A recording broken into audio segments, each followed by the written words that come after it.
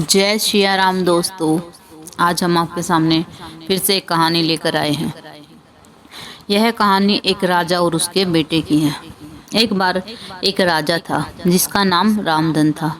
उसके जीवन में सभी प्रकार के सुख थे और राज्य का सारा काम भी ऐशो आराम से चल रहा था। जहाँ पर राजा के नैतिक गुण होते हैं वहाँ पर प्रजा भी बहुत खुश होती है, और जिस राज्य में प्रजा खुश होती है वहाँ की आर्थिक व्यवस्था तो अपने आप ही दुरुस्त होती है। इस प्रकार हर क्षेत्र में राजा का प्रभाव था। इतने सुखों के बाद भी राजा दुखी था क्योंकि उसकी कोई संतान नहीं थी। यह गम राजा को अंदर ही अंदर सताता रहता था। प्रजा को भी इस बात का बहुत दुख था। वर्षों के बाद राजा की यह मुराद पूरी हुई और उसे एक पुत्र की प्राप्ति हुई। पूरे नगर में कई दिनों तक जश्न मनाया गया। नागरिकों को राजमहल में दावत दी गई। राजा की इस खुशी में पूरी प्रजा भी झूम रही थी। समय बीतता जा रहा था। राजकुमार का नाम नंदन सिंह रखा गया। पूजा पाठ एवं इंतजार के बाद राजा को संतान की प्राप्ति हुई, इसलिए उसे बड़े लाड प्यार से रखा जाता था। लेकिन अति किसी भी बात की अच्छी नहीं होती। अधिक लाड ने नंद सिंह को बहुत बिगाड़ दिया था। बचपन में तो नंद की सभी बातें दिल को लुभाती थी, पर बड़े होते होते यही बातें बदतमीजी लगने लगी। नंदन बहुत ज़्यादा जिद्दी हो गया था। उसके मन में अहंकार आ गया था। वो चाहता था कि प्रजा हमेशा उसकी जय जयकार करे, उसकी प्रशंसा करे। उसकी बात ना सुनने पर वो कोलाहल मचा देता था। बेचारे सैनिकों को तो वो पैर की जूती ही समझता था। आए दिन उसका प्रकोप प्रजा पर उतरने लगा। वो खुद को भगवान के समान देखने लगा। आयु तो बहुत कम थी लेकिन अहंकार कई गुना बढ़ चुका था।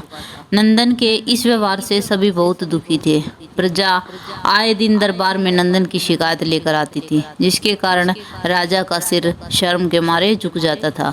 यह एक बहुत ही गंभीर समस्या बन चुकी थी। एक दिन राजा ने सभी खास दरबारियों एवं मंत्रियों की सभा बुलवाई और उनसे अपने दिल की बात कही कि वे राजकुमार के इस व्यवहार से बहुत दुखी हैं। राजकुमार इस राज्य का भविष्य है। अगर उनका व्यवहार यही रहा तो राज्य की खुशहाली चंद दिनों में ही जाती रहेगी। दरबारी राजा को सांत्वना देते हैं और कहते हैं कि आप हिम्मत रखें, वरना हम सब निशाये हो जाएंगे। मंत्री ने सुझाव दिया कि राजकुमार को एक उचित मार्गदर्शन एवं सामान्य जीवन के अनुभव की जरूरत है। आप उन्हें गुरु राधा गुप्त के आश्रम भेज दीजिए। सुना है वहाँ से जानवर भी इंसान मरकर निकलता है। यह बात राजा को पसंद आई और उसने नंद को गुरुजी के आश्रम में भेज दिया। अगले दिन राजा अपने पुत्र के साथ गुरुजी के आश्रम में पहुँचे। राजा ने गुरु राधा गुप्त के साथ अकेले में बात की और नंदन के विषय में सारी बातें बताई। गुरुजी ने राजा को आश्वस्त करते हुए कहा कि वे जब अपने पुत्र से मिलेंगे तब उन्हें गर्व महसूस होगा। गुरुजी के इन शब्दों को सुनकर राजा के मन को शांति हुई और वे खुश होकर अपने पुत्र को आश्रम में छोड़कर राजमहल लौट गए। अगले दिन सुबह गुरु के खास चेले द्वारा नंदन को भिक्षा मांग कर खाना को कहा गया, जिसे सुनकर नंदन ने साफ मना कर दिया।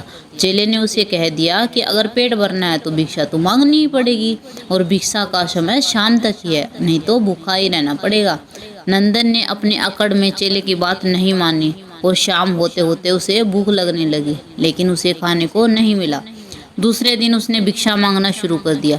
शुरुआत में उसके बोल के कारण उसे कोई भिक्षा नहीं देता था, लेकिन गुरुकुल में सभी के साथ बैठने पर उसे आधा पेट भर भोजन मिल जाता था। धीरे धीरे उसे मीठे बोल का महत्व समझ आने लगा और करीब 1 महीने बाद नंदन को भर पेट भोजन मिला, जिसके बाद उसके व्यवहार में बहुत परिवर्तन आ चुका था। इसी तरह गुरुकुल के सभी नियमों ने राजकुमार में बहुत सारे परिवर्तन किए, जिसे राधा गुप्त जी भी समझ रहे थे। एक दिन राधा गुप्त जी ने नंदन को अपने साथ सुबह सवेरे सैर पर चलने को कहा। दोनों सैर पर निकल गए और रास्ते भर बातें करते रहे। गुरुजी ने नंदन से कहा कि तुम बहुत बुद्धिमान हो और तुम में बहुत अधिक ऊर्जा भी है, जिसका तुम्हें सही दिशा में उपयोग करना है। दोनों चलते चलते एक सुंदर बाग में पहुंच गए, जहां बहुत सुंदर सुंदर फल थे, जिनसे बाग बहुत महक रहा था। गुरुजी ने नंदन को बाग से पूजा के लिए गुलाब के फूल तोड़ने को कहा। नंदन झट से सुंदर सुंदर गुलाब के फूल तोड़ लाया और अपने गुरु के सामने रख दिए। अब गुरुजी ने उसे नीम के पत्ते तोड़कर लाने को कहा। नंदन वो भी ले आया। अब गुरुजी ने उसे गुलाब सूंघने को दिया और कहा, बताओ कैसा लगता है। नंदन ने गुलाब सूंघा और गुलाब की बहुत तारीफ की। फिर गुरुजी ने उसे नीम के पत्ते चखकर उसके बारे में बताने के लिए कहा। जैसे ही नंदन ने नीम के पत्ते खाए उसका मुंह कड़वा हो गया और उसकी बहुत निंदा की और जतर कतर पीने का पानी ढूंढने लगा। नंदन की यह दशा देखकर गुरुजी मुस्कुरा रहे थे। पानी पीने के बाद नंदन को राहत मिली। फिर उसने गुरुजी से हंसने का कारण पूछा। तब गुरुजी ने उससे कहा कि जब तुमने गुलाब का फूल सूंघा तो उसकी खुशबू बहुत अच्छी लगी और तुमने उसकी बहुत तारीफ भी की। जब तुमने नीम की पत्तियां खाई तो तुम्हें वो कड़वी लगी और तुमने उसे थूक दिया और उसकी निंदा भी की। गुरुजी ने नंदन को समझाया कि जिस प्रकार तुम्हें जो अच्छा लगता है तुम उसी की तारीफ करते, उसी प्रकार प्रजा भी जिसमें गुण होता है उसी की प्रशंसा करती है। अगर तुम उनके साथ दुर्व्यवहार करोगे और उनसे प्रशंसा की उम्मीद करोगे तो वे यह कभी दिल से नहीं कर पाएंगे। भले ही वो तुम्हारे डर के कारण यह कर दे, लेकिन वो अपने मन से कभी ऐसा नहीं करेंगे। इस प्रकार जहाँ गुण होते हैं वहीं पर प्रशंसा होती है। अगर तुम अपनी प्रजा के साथ अच्छा व्यवहार करोगे तो वो खुद ब खुद तुम्हारी प्रशंसा करेंगे। नंदन को सारी बातें विस्तार से समझ में आ जाती हैं और वो अपने महल लौट जाता है। नंदन में बहुत सारे परिवर्तन आते हैं और बाद में वह एक सफल राजा बनता है। इस कहानी से दोस्तों हमें यह सीख मिलती है कि गुरु की सीख ने नंदन के जीवन को बदल दिया। वो एक क्रूर राजकुमार से एक न्यायप्रिय दयालु राजा बन गया।